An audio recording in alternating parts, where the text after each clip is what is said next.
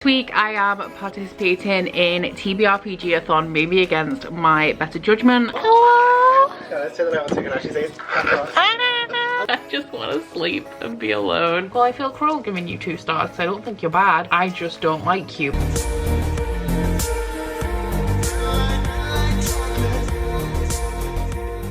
Well, we want to help, so sit tight. We'll come down there. We'll see if we can unravel this mystery. You fell in love with the super hot girl, Rosa, and you're still in love with her despite all the red flags.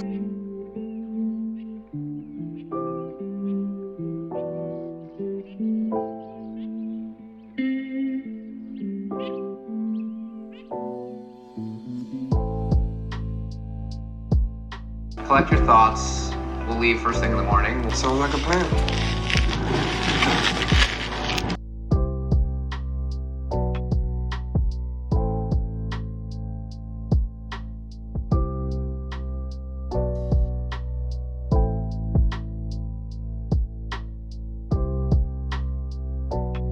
Okay, so this week I am participating in TBRPGAthon, maybe against my better judgment. I wasn't going to, but I have been watching the prompts as they come out, and for the first 2 at least, which have been revealed at this minute, I can actually do it, so I'm gonna give it a go. If you guys are unaware, TBRPGAthon is based on Ro from Wandering Through Worlds TBR game, which is inspired by D&D. So for the Readathon and for Ro's TBR game, there is a campaign. The 2 campaigns are separate for the Readathon and the TBR game. For this 1 week long Readathon, we have a campaign, and at the end of every video that's released at midnight every day, you get to make a choice based on what's happening in the campaign, and each choice generates a prompt. So for the first choice, I chose the option solo, which was to read a book with a singular perspective. You don't know what the prompt is until you've picked your choice as well. And for my second choice, I chose to wait, and the prompt for that was patience, to interpret however you wanted to. So if you guys watched last week's vlog, you will know that I am reading The Killing Moon by N.K. Jemisin, and I'm not having a great time with it. I actually only have 60 pages left, and I have only just discovered that there is a glossary at the back, which means that this book is shorter than I originally thought it was, because I thought it was 418 pages, but it's 404 pages with a 14-page glossary. But if you watched last week's vlog, you'll know how much I've been struggling through this, because it's one of those fantasies that you just kind of like throws you into the world and you have to just kind of catch up and roll with it. Except you don't, because there's a glossary that I only just discovered. So I'm a little bit mad at myself for that, because I did check at the back as well, but I just saw the author interview. I didn't see the glossary. But this one is a very political adult fantasy, and the magic system is narcomancy, which is where you extract like dream things. So there's like dream blood, dream ichor, dream bile, but you extract it from people, and in the process of doing that, you kill them. There are people in this world called gatherers who do the harvesting, and there's people called sharers who use the dream blood or whatever to do different things like heal people. There are also different countries in this world who have different opinions on narcomancy. Some people think it's barbaric, and they all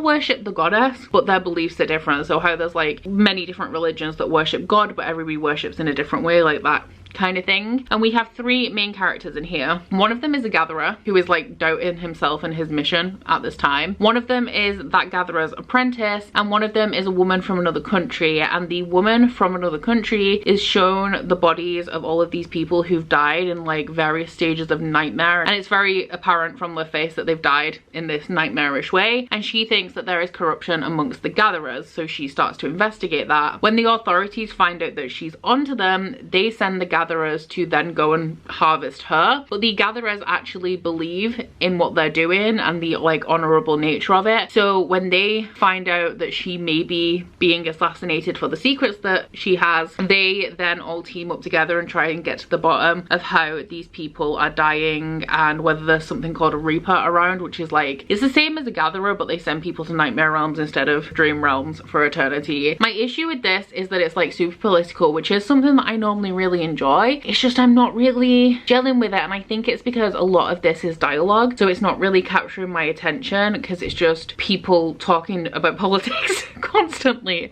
essentially. I do really like the writing in here though, but more than anything, I'm glad that it's nearly over. So for TBRPGAthon, I'm going to be using this for the second prompt, which was patience, and the way that I'm interpreting it is that I need patience to get through the end of this, and there's no like rules to TBRPGAthon or anything, so like I can and I'm just finishing a book this week, even though I started it before, and Ro didn't say I couldn't, so I'm rolling with it. So for the first prompt, I'm reading a book that's on my Bookopoly TBR. The first prompt was to read a book with a single perspective, and for that one I'm going to be going with The House in the Cerulean Sea by TJ Klune. This one is on my Bookopoly TBR as a viewer recommendation. It was a recommendation from Ola, and I said in my Bookopoly TBR, okay, I said that this is a middle grade type story for adult readers, and I had so many comments telling me that this book was adult, which I know because I didn't say it wasn't adult. I said that it's a middle grade type story for adult readers, aka intended for adults, because I think it's just like a real light, fluffy, heartwarming kind of fantasy. And I've heard that this is perfect for people like adults who really love to read middle grade, because it has those kind of like whimsical feels in it, but it's still an adult book. The plot of this one is that we're following a guy who goes to this orphanage that's full of kids that are like extremely magically gifted but also potentially dangerous, and he has to decide whether any of these children has the potential to destroy the world. I think I've heard great things about this. I believe it's queer. A lot of people really love it, but I haven't heard such great things about TJ Klune, especially in relation to this book, because I think he said in a couple of interviews that he was inspired by residential schools when he was writing this, or like putting the idea of this together. Residential schools are places where indigenous children were sent to be like corrected and civilized in, was it like the 60s through until I think the 90s, and I think it was last year there was a mass grave found full of the bodies of indigenous children that had been mistreated and killed in these schools. TJ Klune didn't really say anything about it, so he took the inspiration to make a book but wasn't there for the actual cause and, you know, all of the wrong that was done to the people that inspired this novel that he wrote. Obviously I know all about that, and I'm still choosing to read this, so I'm not saying that you shouldn't read this if it's something you want to do. My voice on this matter is irrelevant anyway because I'm not indigenous, but I just think it's something that is important and something to be aware of if you are considering picking this one up. So hopefully I can finish this today. I'm feeling real good about it, but I don't have a whole lot of time today because I'm going to Newcastle. We're spending the night in Newcastle, essentially just so that we didn't have to wake up at like 6 in the morning tomorrow to drive to Newcastle, because we're going just for like a little day trip, food and shopping with Ryan and Emma. But that means that tonight I'm gonna see the Gab Gab, so I'm hoping that pretty soon into the drive to Newcastle, it's 2.5 hours, we're gonna get on a nice straight road, and then I can read the last 60 pages of this, and then I might not start this until I get home, but I'll take it with me anyway because I need that security blanket. I can't go anywhere with the possibility of running out of book. Like, it's just not something that I can do.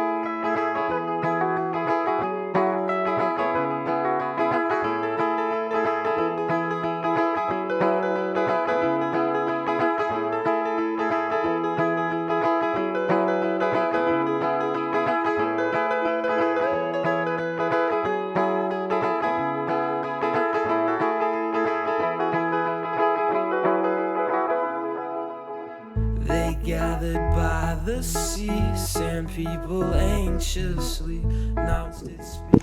Hello. Hello. Yeah, say that out too. Can I actually say I look like shit.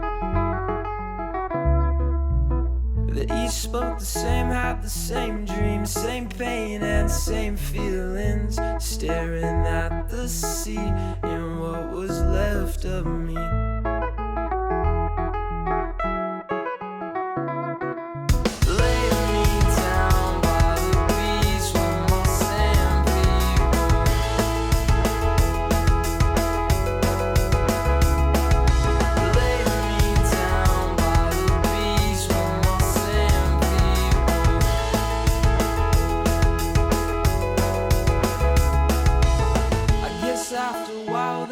Found out, they tried to shout, but when in doubt, the facade of the sea staring back at me. We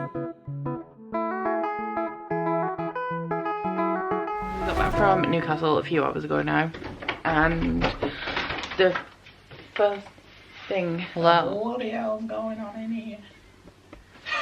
The first thing I did when we got back is get in the bath because I had leg day yesterday. I've done 16,000 steps today, and when I tell you the muscles in my thighs are killing boring me. Like, I think they've seized up with the combination of all of the walking and then the 2.5 hour drive back. But I had a great time with Ryan and Emma. I didn't get any footage of Gav apart from him opening the door, but I had a great time with Gav as well. But in more important news, I finally finished The Killing Moon by N.K. Jemisin. I didn't love it. Gotta be real. I did give it 3 stars though, because it was kind of like my rating on Corpile was up and down. I think that the writing in here is real good. Like, I like N.K. Jemisin's writing. It didn't have a hook for me, essentially. I just wasn't very interested in anything that was going on, and it got to the point where my brain was just switching off, you know, because it knew that I wasn't interested, and I was trying to, around the middle part this happened, I was trying to continue and like retain all of the information, all of that stuff. I just wasn't, there was nothing in here that kind of grabbed me and made me interested and wanted to continue. So there was elements of it that I did like, but a lot about it that I didn't like. I think that it's so heavily reliant on dialogue. It feels weird for me to say that, because I'm like, this book isn't entirely dialogue. It's just every scene seemed to be conversations between people, and I just wasn't feeling it. So this is going to be an interesting discussion actually when we get to it on the 29th, because I don't think Aaron enjoyed it either, and I'm not too sure about Mina or Vish, but oh my god, I love how overexposed we are when I take that book away. So in terms of TBRPG, I finished a prompt, but I need to get cracking on The House in the Cerulean Sea. I watched the new prompt at midnight last night, and the choice that I made was left, and the prompt for that was to read a book by an author or set in the left part of the world, so like North, South America, all over that way, which this also fits. So I'm still going with this. We are like 1 hour out from the next prompt. I'm hoping at this point, I do want to read another book after this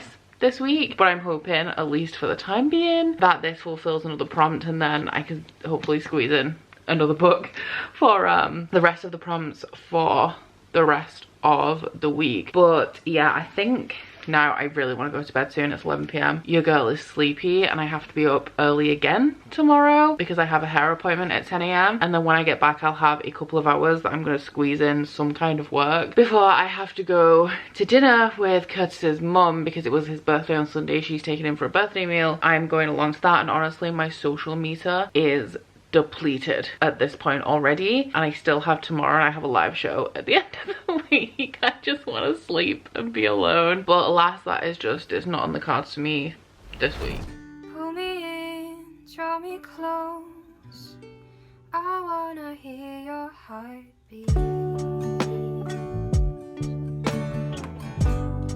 I wanna feel your breath on my cheek.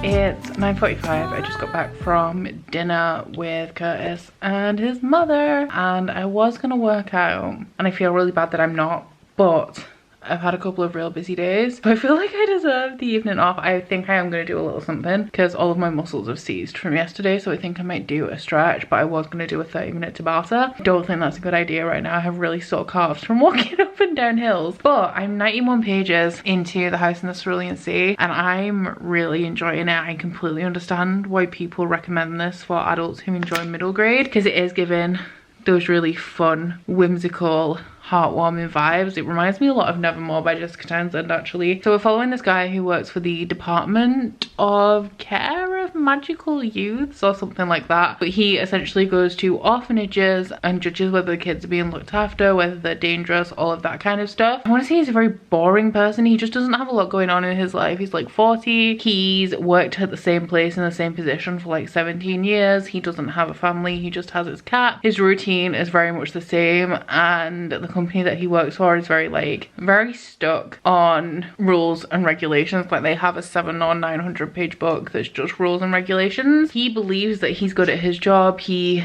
cares about the children, and he doesn't really understand the repercussions of his actions. It hasn't really revealed anything in the book yet. I'm 91 pages into it, but he thinks that if he sees some behavior that's not 100% at one of these orphanages and he writes his report, that somebody else is going to step in and like help these kids out. But I have a feeling that what actually happens is that the orphanage gets shut down, these children lose the place where they've lived and all care for them at all, and bad things happen to them. So he's summoned for a meeting by the upper management of this government department, and they send him to this classified orphanage where they have 6 of the most dangerous magical children, and he has to go there and report his findings and report whether the guy who is tasked with looking after these children is actually up to the job or whether these children are too dangerous and this orphanage needs to be closed down. So I feel like this story is going to be quite predictable. He's going to like kind of learn to live throughout this process and learn to truly care about people and have his eyes opened to what is actually up with the place where he works. I really like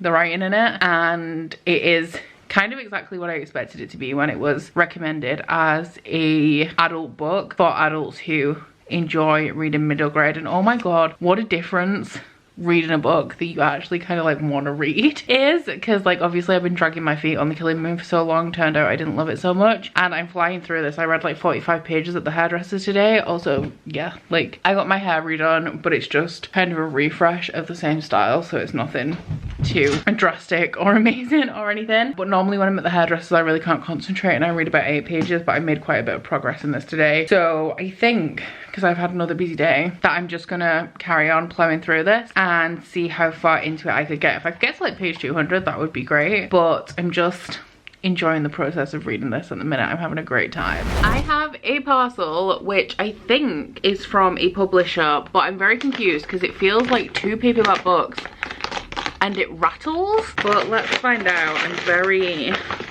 excited. What's rattling? Oh, we have a little pin badge in here that says Blood Scion on it. Okay, yes, this is the arc that I requested, and something else. So I requested Hook, Line and Sinker by Tessa Bailey. This is an adult romance story. It is a companion novel to the only other Tessa Bailey book that I have, which is It Happened One Summer. So I'm on the blogger list for, I think it's Harper 360, and this was on there, and I was like, you know what, getting more into adult contemporary romance. I've heard that It Happened One Summer is real good, so I'll request this one. And they also sent me The Donut Trap by Julie too, which by the looks of it is another adult romance. So this series is called The Bellinger Sisters, and it's a series of fisherman romances, which is why I was interested in it, because you know, I just a hot rugged fisherman, I cannot lie. Although this one is not hot and rugged, I would say, like the one on the cover of It Happened One Summer. But this one I think is about a guy who is a crab fisherman, and he is a charmer. He's a little bit of a ladies man, but the one girl that he's interested in, which is Hannah Bellinger, I'm assuming the sister of the protagonist in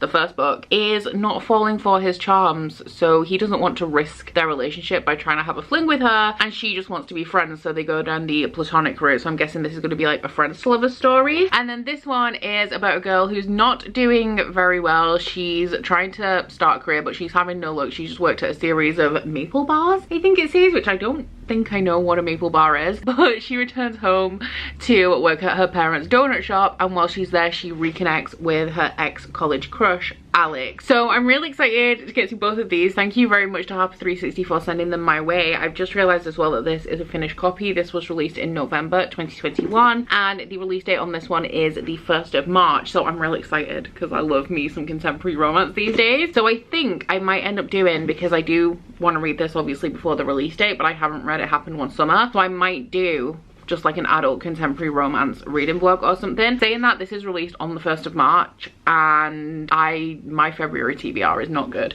so we'll see how it goes. And I also have a little bit of work to do now because I've just got 2 new books, and I'm working on TBR 500, and I think at this point that takes me just over breaking even without any of my subscription boxes arriving this month, so I'm in trouble. Go. You've done some pretending that you're 25, getting naked pictures of a 21-year-old girl.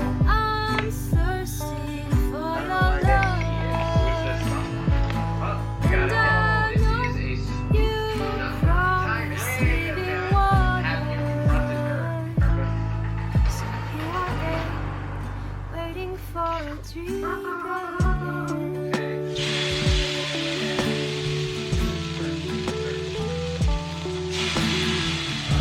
I am here, I am close.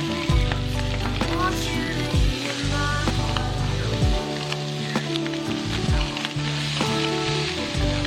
I want you to feel my breath on your cheeks.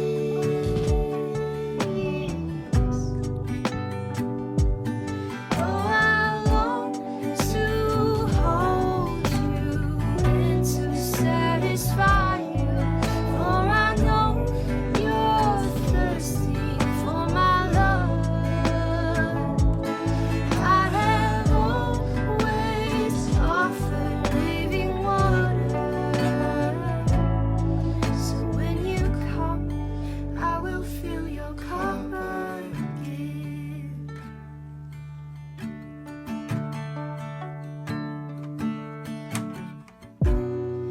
Though my cup runs dry, I will never thirst, for I know where to find water. So I come to you with my empty cup. I draw near again. Though my cup runs dry. So I did it. I finished The House in the Cerulean Sea by TJ Klune, and I haven't even compiled this, and I know that it's 5 stars. It's like the 5th 5-star rating that I've given in a long time. Like my last 5-star was Dragon Keeper by Robin Hobb, but that was like a 4.5, like pushing it for a 5. This is probably going to be one of my favorite books. And I think that it's going to be a book that I revisit a lot, because you know me, I like my grimdark, I like my dark, gory stories, and this was absolutely not that. This gave me all of the vibes that I get from Nevermore by Jessica Townsend. It is undoubtedly written like a middle grade story, and I think the way that this was written was so well done and so emotionally impactful in the way that things like the sentence structure change depending on the setting or the mood of the main character. It has a very whimsical feel to the entire thing, like within the story, the writing, absolutely everything. And it definitely reminded me not only of middle grade books, but also of like old-timey children's live action movies like The Railway Children and things like that. It's a hug in a book. It made me feel all of the things, kind of reminding me that there's good in the world, and it is a story of healing, I feel, and it will heal you while you're reading it. It's very different from my usual thing. Like I said, I like my blood and guts, and I am a very cynical person, which is why I don't gravitate towards books like this. I'm also a very guarded, I want to say, person, and I don't show emotion a lot.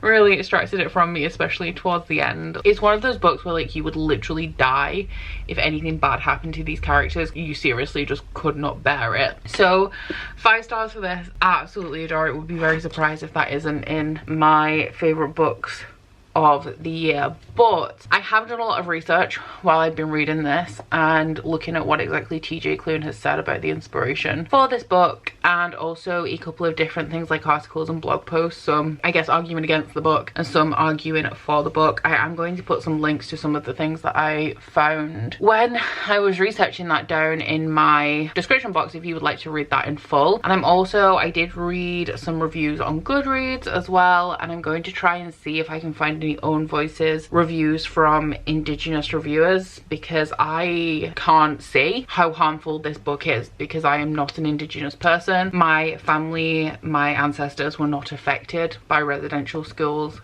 at all. But I will say, in one particular blog post or article that I found arguing for this book, the person who wrote it said that you can't really tell that this is based on residential schools unless you know. And I understand why they would say that. They said that they read it as an allegory for the prejudice that queer people have experienced over the years. I see why they would say that, because this book is like essentially anti-prejudice of any kind. Like, it is for all of the people who've gone through terrible, horrific things because of who they are, whether that is because of their culture, their gender, the color of their skin, or their sexuality. You can pretty much insert anything into that, and it will be a story about like fighting back against that. But I think when you read this and you can very clearly see the parallels between the two. And I believe that one of the quotes that this whole thing has come up from TJ Klune is that he said that he found out about the 60s scoop, the residential schools, and he said, this isn't my story to tell, I can't tell this story, but I can if I make it fantasy. That isn't correct at all, because it's still the same story, you've just made it fantastical, which fantasy does often mirror the world that we live in. So making it fantasy essentially doesn't do shit, like it still isn't your story to tell. And the issue with this book, and the thing that it's inspired by and why this is problematic, is that essentially these residential schools sprung up and indigenous children were being torn from their families and being put in them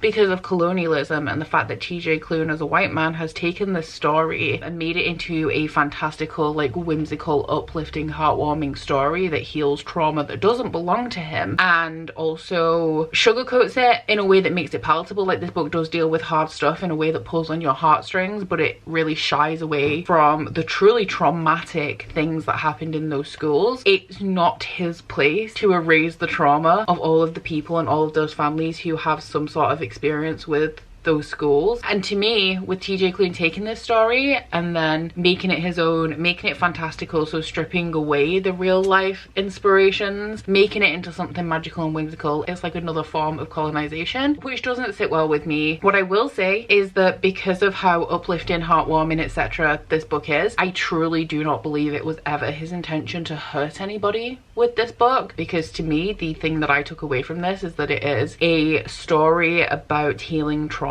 and also kind of reminding you that there is good in the world, but that in no way minimizes the fact that a whole ton of people were hurt by this book. But I guess for me, and I mean, of course, like, my opinion is not what you should be listening to in regards to this. I will definitely try and find some indigenous own voices reviews of this book and things that indigenous people are saying about this book to link for you guys and also to read through myself. But I guess because I don't believe that he intended to hurt anyone, once again, not that that minimizes that he did hurt people, all's I can really hope for is that he learned from what he's done and he doesn't do it again, which is all we can ever ask from anyone, really, because as humans we are all inherently flawed and we will all make mistakes. But yeah, very conflicted, not conflicted feelings on the book. I adored the book, but I definitely understand why a lot of people have been hurt by this, and I understand where TJ Klune went wrong with his inspirations for this. But I enjoyed it. I enjoyed it a lot. I really, really loved it. So now that I finished that, I actually don't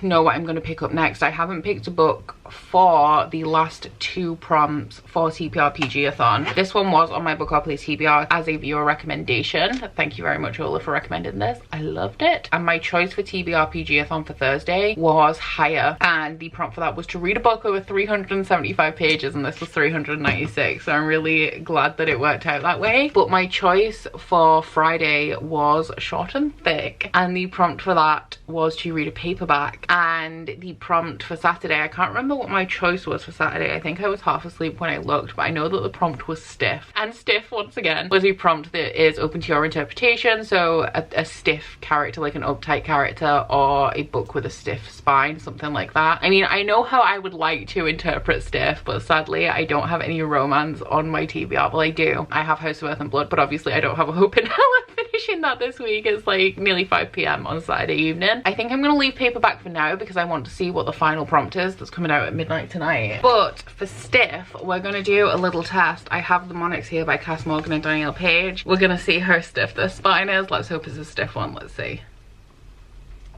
It is. It is. Oh my god. Okay, so I'm gonna be reading The Monarchs by Cass Morgan and Danielle Page. This is a sequel to The Ravens. It's new adult in terms of the characters' ages because it's set in college. They're all in a sorority, but there's nothing really in this that isn't suitable for a young adult audience, essentially. But it takes place in the sorority of witches. It's dual perspective, and we're following a legacy member of the sorority who is gunning for president, and we're following somebody who's just started this university, doesn't know that she's a witch, and ends up pledging to join the society. They end up not liking each other because of a boy, of course, but ultimately they end up having to work together as a lot of these sorority members are going missing, and along with the rest of the sorority they have to find out what is happening. So it's like a witchy slasher, essentially. eventually. The first book was nothing mind-blowing, but I ended up really enjoying it. I thought it was a very like fun, enjoyable. I just like slashers. They don't change my life in any way, but I think they're a good time while I'm reading them. I had an arc of this on NetGalley. The release date on this is the 11th of January, so it's past now, but I didn't quite get to it and it was archived before I had the chance to get to it. So I ended up getting myself a finished copy because I do want to read it anyway. And this one, I don't think I'm going to finish it before tomorrow. I'm going to give it a good go though. It's 434 pages, but the text on the page in here is truly enormous. And aside from generally me just wanting to read this, it's a duology. So if I finish this, it'll be another series completed, which I'm real thrilled about. In terms of the paperback prompt for TBRPGAthon, what I'm going to do is wait until the prompt hits at midnight tonight and see if I can find something like a graphic novel to fulfill those last two prompts, or see if I can double up the final prompt with this book and still read like a volume of a comic series to fulfill that paperback one. So it's going well so far. I don't know if I'm going to finish this book, but it is going well. I'm actually 193 pages of the way through it, and considering I only started it last night, that's pretty good. I went to, whoa, Hammy Ham. We discovered baby Ham again, so he's playing with that. But yeah, I went to bed last night with 115 pages read, and I've read another like 78 pages this morning in like 50 minutes. I've been doing little dice sprints just by myself because I want to get stuff done today, but obviously I want to get a lot of reading done, so I've just been doing one sprint and then going doing something else. So I did a sprint this morning. I've now tidied this room, and then I'm going to do another sprint and then get lunch and work out and hopefully fit another sprint in before dinner. I wouldn't be so worried about finishing this, except I have the live show for Ed Linglong at 8 o'clock tonight, and we do tend to hang around after that for quite a while and chat, so I have no idea when I'm gonna be done with that. But this is good so far. It's not like amazing, like I don't find the writing to be anything special or even particularly engaging, but it is just like a really fun quick read. I love that this has the witchiness and also the bitchiness associated stereotypically with sororities in here, and I just find it really fun. It's weird because I don't like a lot of YA. Oh, how did you do that? He's just moved my chair, the beanbag chair that I'm sat on. But typically I don't like YA anymore for all of the reasons that I actually quite enjoy this, so I don't know what it is about this that makes me enjoy it more than a lot of the YA I've been reading recently. I wonder if it's because I feel like it doesn't take itself too seriously. It's just a real fun, like witchy, slightly horror, slightly thriller story, but it is also possible that it could be the like thrillery elements in here, because I do actually like YA thrillers in this style. I really like The Someone Inside Your House by Stephanie Perkins, which once again is nothing outstanding, but it is exactly what it says on the tin and gave me those fun thriller vibes that I wanted when I went into it. So the final TBRPGAthon prompt was enemies, so I've decided that I'm going to double up with the monarchs for that prompt, because the subplots in here, we have a couple of things going on. I feel like this is kind of predictable in that I can see exactly where the plot points are being like hinted at in the text, so I know exactly what's going to happen before it comes, but I'm still having a good time. But one of the subplots is that the magic isn't working quite as they intend it to. They're having a lot of backfires with their magic. Really annoying because it's obvious that there's something wrong with the magic, but they haven't really gotten onto it yet, and I'm like 200 pages in. And the other subplot is that the competing sorority on campus, which has always been like second best to the Raven sorority, something's going on with them where they're starting to become more dominant, and with the magic backfiring for the Ravens, it's knocking them down and allowing the other sorority to kind of like rise above them in the rankings. Like I said, there's a whole ton of bitchiness in here, but essentially we have these two rival sororities, so I'm using that as the enemies prompt, which still leaves me with the paperback prompt. So I'm torn at the minute. I was initially just going to go with a comic, and the one I was going to pick up is volume 7, The Once and Future King. This is the 7th installment in an adult fantasy comic about a group of boozy battle maidens for hire. It's real fun, kind of like an RPG or swords and sorcery questing type story, and I only have 2 volumes of this left until I'm caught up, because the next one doesn't have, I think I checked and I can't find anything about volume 9 yet, even though it would be due to be released at some point this year. But my other option, because I just had a brainwave, is that I could read one of the novellas in Arcanum Unbounded, because I have 3 Mistborn novellas that I need to read, and they are The 11th Metal, Alamancer Jack and the Pits of Eltania, episodes 28 through 30, and Mistborn, The Secret History. And I think I've read, have I read everything else? There's actually a couple of things in here that I don't think I've read. I don't think I've read anything from the Taldane system, the Thornodite system, or the Dromenad system. So I think I've just read Edge Dancer, Emperor's Soul, and Hope of Elantris. So I actually have more to read in this than I thought I did. But the first Mistborn novella, The 11th Metal, which I think is a prequel, is only 19 pages. So I think that might be a good shout because it'll get me edging towards being able to read Mistborn 2. And I always drag my feet on novellas as well. It's only just gone 5 p.m. and I finished The Monarchs. I've beasted through this. I was on page 115 when I got up this morning and I'm done. I haven't even read all day as well because I spent about an hour tidying and cleaning in here. Maybe a little bit less than that. I just sit around a little bit and do some organizing. And I've also done a 45-minute workout and had a shower and then just finished up the last like 130 pages. I haven't core-piled it yet, but I am starving, so I'm gonna go and make dinner, eat dinner, watch some Parks and Rec, and then I'll come back and let you guys know like my rating on it and stuff. I have eaten, I have returned, and I have rated The Monarch 3 stars. I did really enjoy this. I did give The Ravens 4 stars as well, but I think it's more like my ratings have changed slightly as opposed to like me enjoying this any less than I enjoyed The Ravens. It's weird actually that this is a duology because it didn't feel like the end necessarily. Like it was wrapped up, but the books could essentially be 2 standalones because it's not really that anything was carried over into this book. Also confused as to why it's called The Monarchs because the Monarchs are like the alumni of the Ravens, but they weren't really a huge part of this. Like I expected some big grand things with the Monarchs and they weren't super present in this book. I mean, they were in it, but not to a degree where like the book would be named after them. But yeah, I enjoyed it. It's just fun, easy to read, has like a sprinkling of horror elements throughout, and it's just a good time. I just like books like this. In terms of like the writing, there's nothing exceptional about the writing. It was slightly predictable. The thing that I hate about this series, actually, the one thing that I'm like, can we not, is that the incantations for the spells that they do are like 2-line rhymes and they're always like so bad. Yeah, I enjoyed it, but it's nothing outstanding, you know, it's just a good time. So 3 stars for this one. I'm actually thinking now, when I was rating this, I went through my ratings for everything else that I've read this month and there's a couple that I feel like I should maybe change. But I don't normally retroactively change my ratings, but I feel if this is 3 stars and it does feel like 3 stars, then The Killing Moon should be 2 stars. And also maybe Dragonhaven should be like a 4 because it's more of a 4.5 than a 5, you know. But I don't know, I'll decide that before I film my wrap up. But if some of my ratings have changed in my wrap up, then you have been forewarned that I've had a little bit of a, not necessarily a change of heart, I feel bad rating things 2 stars, especially with something like The Killing Moon where I don't think it's terrible, it's just a personal preference thing. So I'm like, well, I feel cruel giving you 2 stars because I don't think you're bad, I just don't like you, but then it's my rating. So I don't know, I'm feeling conflicted about that. Content warnings in here for self-harm in the context of like ritual and using it in spells and things like that, but do beware, they do cut for bloodletting throughout here, and it is specific to this book. It's not present in the Ravens as far as I remember. The plot line with the ritual bloodletting and stuff is specific to this book though. So I have the live show for Elderling Long in 54 minutes and I'm wondering if I should see if I can read the 11th Metal now because it's 21 pages, and theoretically I should be able to do that in half an hour, which will give me time to set up for the live show. If I do that though, I probably won't have time to update you guys, so I'll check in and do that after the live show and then we can wrap this vlog up. I read so much this week. So I just got out of the Elderling Long live show and I am happy to report that I read the 11th Metal and finished it 10 minutes before the live show. I mean, it wasn't too hard in this copy, it's only 17 pages, so it really wasn't a task at all. But I have been looking at the novellas in here and I still have Allomancer Jack in the Pits of Eltania to read, and also The Secret History as like the Mistborn novellas, and I've got a couple more as well, but that's it for Mistborn. But one of them, like the Allomancer Jack, says it has minor spoilers for the Aloe of Law, and The Secret History says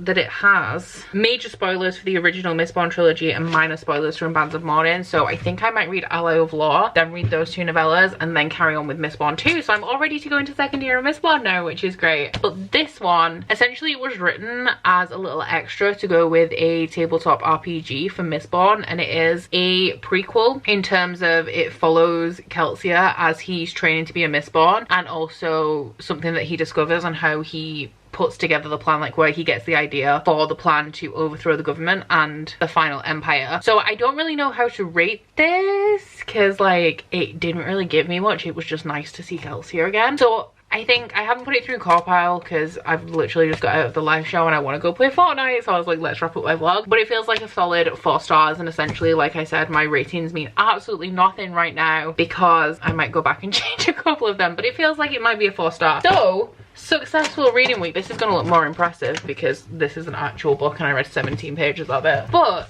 this is what I read this week. I didn't though, did I? Because I didn't read Arcanum Unbounded. I also read, was it like 200, 150 pages, something like that, of The Killing Moon, but I actually have no idea what I've done with that book. I was looking for it earlier to put with the rest of my books that I've read in January and cannot find it. And I've also completed TBRPGAthon. I can't believe I've done it with time to spare as well. Like, I finished everything, all 7 prompts, 4 books. One was 17 pages, yes, but I read 2 full-size books, half of another, and 17 pages, and I'm impressed because I really, like, when I started this yesterday, as time was ticking on and I was still reading this, I was like, I'm not finishing this, it's not happening. But I did. I read it. I read like 300 and something pages in that day. This was on my Bookopoly TBR. I don't know if I mentioned it as well, to fulfill the prompt other, which is a genre that isn't fantasy, sci-fi, or romance. This is fantasy, but like I said, I read it, it reads like a witchy thriller, so I went with that angle, and that means that I only have 1 Bookopoly book left, which is also a miracle. But thank you so much to Ro and George for organising this campaign for TBRPGAthon, because I had such a good time. And even though I like super low-key participated when I started this week, I was like, I want to, but I don't know if I can, and I did it. I pulled through. I thought it was really engaging having the prompts revealed daily, and kind of, I feel like I might be going into, like, I need